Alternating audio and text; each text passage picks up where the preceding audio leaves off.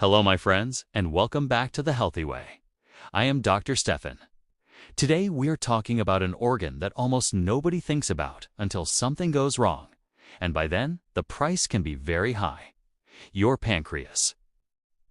I want you to hear this clearly. If you protect your pancreas, you protect your digestion, your blood sugar, your energy, and a big part of your long-term health. But if you overload it day after day, it can become inflamed, exhausted, and eventually unable to do its job the way it once did. A lot of people think the pancreas is just about diabetes. And yes, it plays a central role in blood sugar because it produces insulin. But that is only one side of the pancreas. The other side is digestion. Your pancreas produces digestive enzymes. Those enzymes help you break down fats, proteins, and carbohydrates so you can absorb nutrients.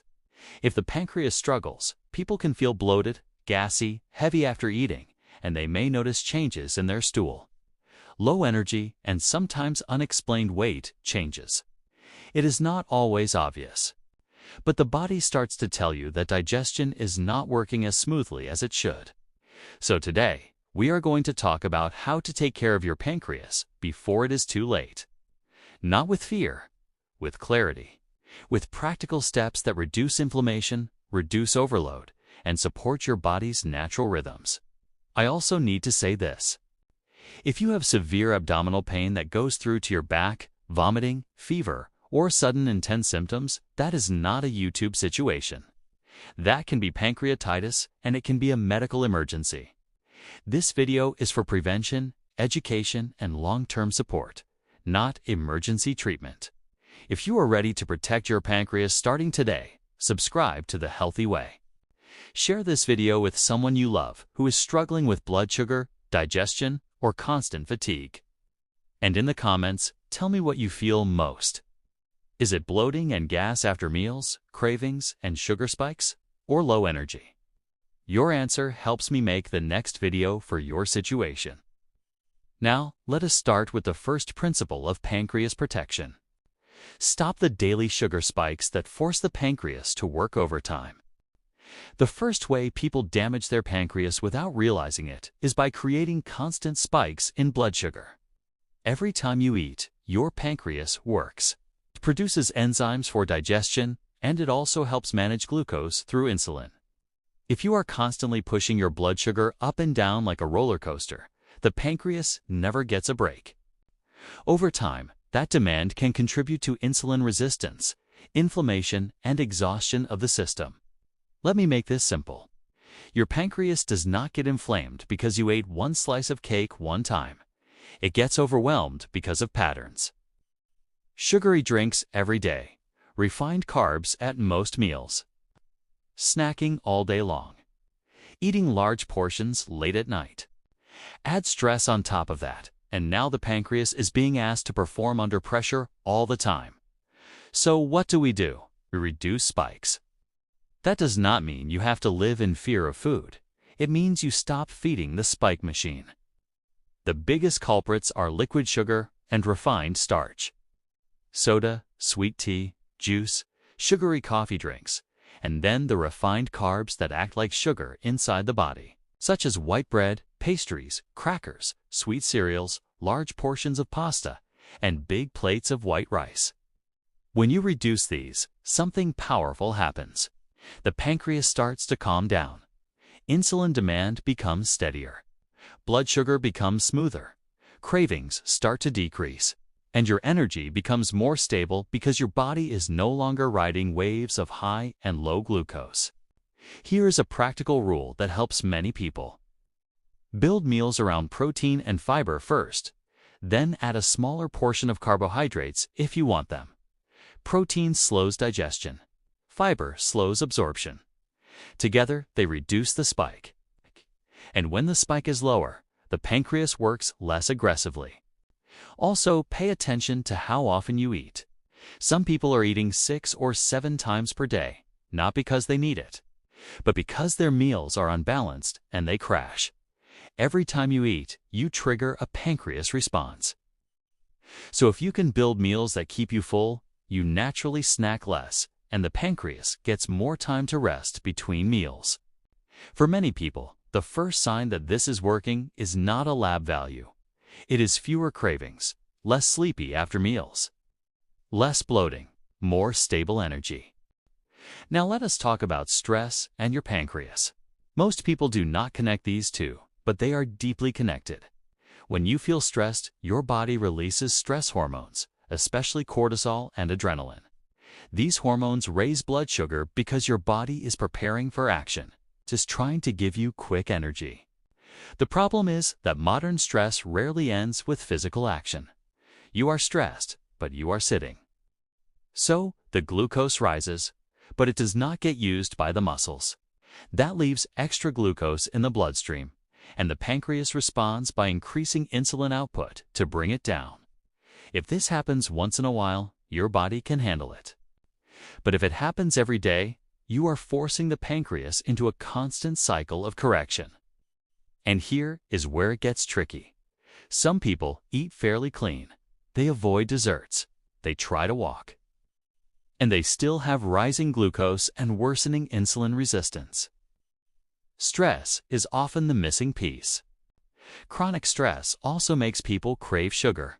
It makes sleep worse. It increases inflammation. And it encourages belly fat storage, which is strongly linked to insulin resistance. So stress is not only a mental issue, it becomes a metabolic issue. So how do we protect the pancreas through stress control? Not by pretending stress does not exist. By lowering the baseline. You start with sleep. Poor sleep increases insulin resistance and raises cortisol. It also changes hunger hormones, making you feel hungrier and less satisfied. That leads to more snacking, more spikes, more pancreas work. When sleep improves, many people notice their fasting glucose improves and their cravings shrink. You also use small daily calming practices, slow breathing for a few minutes, a short walk outside, morning sunlight to stabilize your circadian rhythm, a calm evening routine with less screen time. These sound simple, but they lower the stress response, and that lowers the glucose output that stress triggers. There is another part of this. Some people live in constant urgency. They rush meals, they eat fast, they swallow food without chewing. That turns digestion into chaos. And that chaos, again, increases pancreas demand. So stress control also means slowing down how you eat, which we will talk about more in a moment. One of the best questions you can ask yourself is this: does my body ever feel safe enough to rest? Because the pancreas does its best work when the body is not in fight or flight all day. Now we talk about something that can dramatically change pancreas workload: how you eat at night. Your body is designed with rhythms. During the day, you are active. You eat, you digest, you use energy. At night, your system is supposed to wind down, repair, and rest. The pancreas and liver benefit from that resting period. But many people eat their biggest meal late at night, then go straight to the couch and then to bed. That forces the pancreas to keep working when it is supposed to slow down.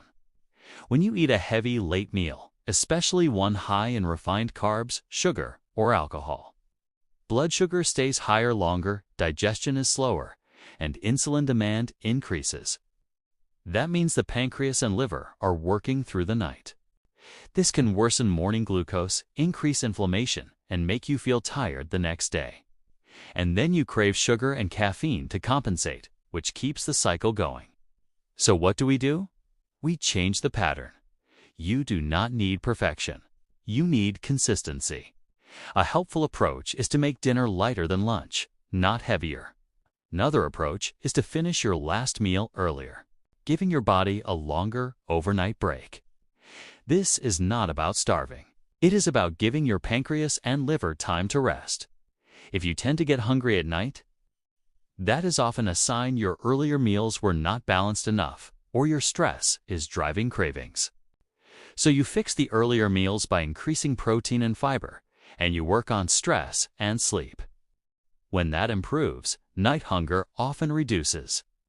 Also, eating late often leads to poor chewing and fast eating. You are tired. you just want comfort food. That again increases digestion stress. If you want a pancreas-friendly evening, you keep it simple. Real food, smaller portion, less sugar, less refined starch, and then a gentle walk if you can. Even a short walk after dinner helps glucose move into muscles and reduces the overnight burden. Let us talk about something that sounds almost too basic, but it matters more than people realize. How you chew, how you hydrate, and how you use fiber to support digestion. All of these reduce pancreas load. Digestion begins in the mouth. When you chew well, you break food down before it reaches the stomach. You mix it with saliva, which begins the digestive process. When you swallow large pieces of food quickly, the stomach and pancreas have to work harder to break it down. Over time, that can contribute to bloating, gas, and digestive discomfort. So one of the simplest pancreas protective habits is slowing down your meals. Chew until food is soft. Put the fork down between bites. Breathe, eat, like your body matters, because it does. Hydration also matters. Many people are mildly dehydrated without realizing it, especially if they drink mostly coffee or sweet drinks. Water helps digestion move smoothly. It supports the transport of nutrients. And it reduces strain on the digestive system. You do not want to overdo water right with meals in a way that makes you uncomfortable. But adequate hydration throughout the day supports the whole process. Now let us talk about fiber again, but this time for the pancreas. Fiber helps slow the absorption of sugar and fat, which reduces the insulin and enzyme burden. Fiber also supports a healthier gut microbiome, which helps reduce inflammation in the whole metabolic system. When people increase fiber, they often notice less constipation and less bloating, but it needs to be gradual. You also need enough water because fiber without water can create discomfort. There is another angle here. When digestion is easier, the pancreas does not need to produce as much digestive juice to achieve the same result. When digestion is hard, the pancreas works harder. So chewing, hydration, and fiber are not just gut tips. They are pancreas protection tips. If you feel bloated after meals, gassy, heavy, or like food sits in your stomach, these basics can help. And if symptoms are persistent or severe, you should talk to a clinician because chronic digestive symptoms can have many causes. Now we need to talk about alcohol and your pancreas because this is not a small issue. It is one of the most common causes of acute pancreatitis, and pancreatitis can become severe and life-threatening. The pancreas is sensitive. Alcohol can irritate pancreatic tissue, increase inflammation, and disrupt the normal flow of digestive enzymes. In some cases, it can lead to sudden, intense inflammation, severe abdominal pain, vomiting, and hospitalization. Many people do not realize how serious this can be until they see it happen. Alcohol also contributes to blood sugar instability. Some alcoholic drinks contain a lot of sugar. Even when they do not, alcohol can still disturb glucose control and increase cravings the next day. It also makes sleep worse, which increases cortisol and insulin resistance. So alcohol can hit the pancreas directly and indirectly at the same time. Now, I am not here to judge anyone. I am here to help you protect your health. If you drink regularly and you want to protect your pancreas, the safest move is reducing alcohol significantly or eliminating it. If you have a history of pancreatitis, severe triglycerides, fatty liver, or diabetes that is hard to control, alcohol is not worth the risk. Some people say, "But I only drink on weekends." The question is not only frequency, the question is quantity and how your body reacts. Binge drinking is especially dangerous for the pancreas. If you are trying to take care of your pancreas before it is too late, alcohol reduction is one of the clearest steps you can take, and the benefits show up fast. Better sleep, more stable hunger, better morning energy, less inflammation, often better glucose readings. If quitting feels hard, that is not weakness. That is biology and habit. In those cases, getting support helps. You can speak with a healthcare provider, a counselor, or a support community. Your health, is worth support. Let us put everything into a routine you can follow. First, stop the biggest pancreas stressors. Cut liquid sugar. Reduce refined carbs. Avoid constant snacking. These changes lower sugar spikes and lower insulin demand. Second, protect your pancreas with timing. Walk after meals when you can, because muscles help clear glucose and reduce the burden. Keep dinner lighter and earlier when possible, because the pancreas and liver need rest at night. Third, calm the stress response. Sleep better. Create an evening routine that helps your nervous system relax. Stress drives glucose up, and glucose drives pancreas work up. When you calm stress, you calm the pancreas. Fourth, make digestion easier. Chew slowly. Drink enough water across the day. Eat fiber consistently. These habits reduce digestive strain and reduce inflammation. Fifth, remove the biggest direct toxin: alcohol. If you want pancreas protection, alcohol reduction is powerful. Now, many people ask, how do I know if my pancreas is struggling? Some signs can include frequent bloating, discomfort after eating fatty foods, changes in stool, fatigue after meals, and worsening blood sugar. But signs are not enough. If you are concerned, lab work and proper medical evaluation matter. You can check glucose, A1C, triglycerides, liver enzymes, and talk with your clinician about symptoms. Prevention is great, but evaluation is wise when symptoms are persistent. Here is the mindset that makes this work. Every day you reduce spikes, you reduce pancreas strain. Every day you move, you increase glucose use. Every day you sleep better, you lower stress hormones. Every day you eat with fiber and protein, you stabilize the system. This is how you protect an organ before it reaches a breaking point. Let us close this with a truth that can save your future health. Your pancreas does not fail in one day. It gets worn down over years of overload. Sugar spikes, stress, late-night heavy meals, alcohol, poor sleep, constant snacking. These are not just lifestyle habits. They are daily signals that force the pancreas to work harder than it was designed to work. So if you want to take care of your pancreas before it is too late, you need to do two things. Reduce the overload and increase support.